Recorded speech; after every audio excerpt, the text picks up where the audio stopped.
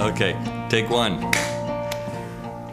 My name's Jason Mabray. I regularly attend the McKinley campus here at Revive Wesleyan, and I have the privilege of leading a group of men that refer to ourselves as Freedom Group. I had been involved in other ministries at the church, and looking back at things, sometimes they've passed out like sheets of you check boxes of things you'd be interested in leading. That is never a box I would have ever checked. I came to lead it by first being a participant, right? It was something where, in my own brokenness, I needed help. And at the time, there was not anything here. Had to go to another church that did have a program to help me. And it was extremely helpful. I kind of looked around at all the different programs we ran and said, we should have this. Right? And as is often the case, when we say things like, God, somebody oughta, God's response is, well, that's what I have you for. So as I got myself, straightened around and allowed God to work on me and started making progress in that, I felt led more and more that, I was supposed to be the guy to bring it here. The goal of Freedom Group, it really is about, honoring God and how you think.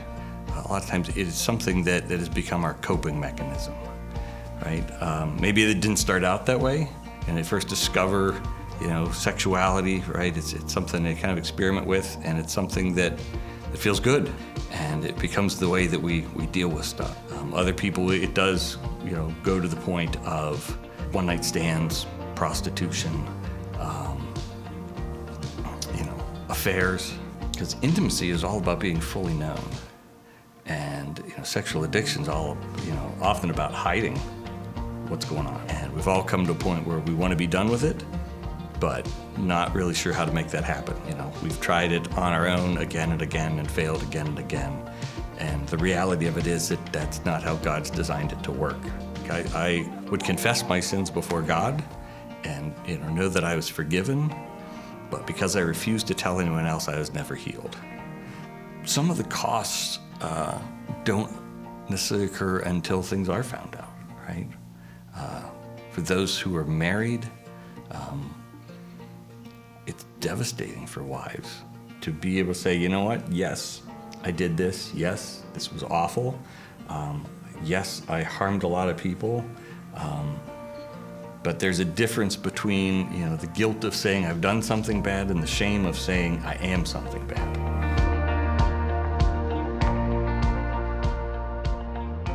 So what does godly sexuality look like? I think oftentimes we look at sex as something that within the bounds of marriage, God tolerates rather than God created. Sexual activity connects us to what we're viewing at the time.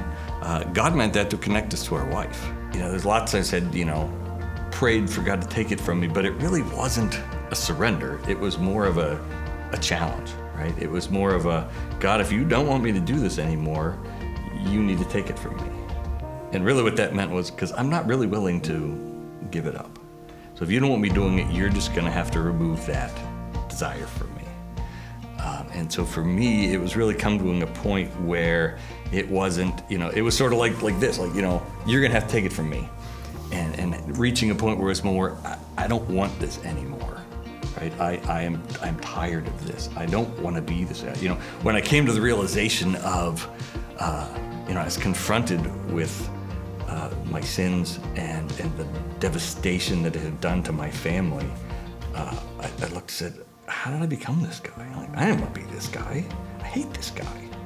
And a lot of people, it's a journey, right? It is a process. And in many ways, I'm thankful for that process. Like the things that I've learned along the way that I wouldn't have gotten had he just removed it. I think I needed to be allowed to walk through that, to discover things about God, to discover things about his love for me, what real forgiveness is, what true intimacy is. Those are all things that I need to walk through, and I needed other men to come alongside and walk through that with me. When you see those moments of, the light bulb going off and guys figuring stuff out for the first time, guys, discovering feelings that they had repressed, that they had numbed for oftentimes decades, to have guys come in and say, Yeah, my wife said today that she actually trusts me. You know, my wife said that our marriage is better now than it's ever been. It's just so good to see God at work, and yeah, I really feel blessed and privileged to be able to watch that happen. I'm just along for the ride. God's just given me a ringside seat for what he does every week.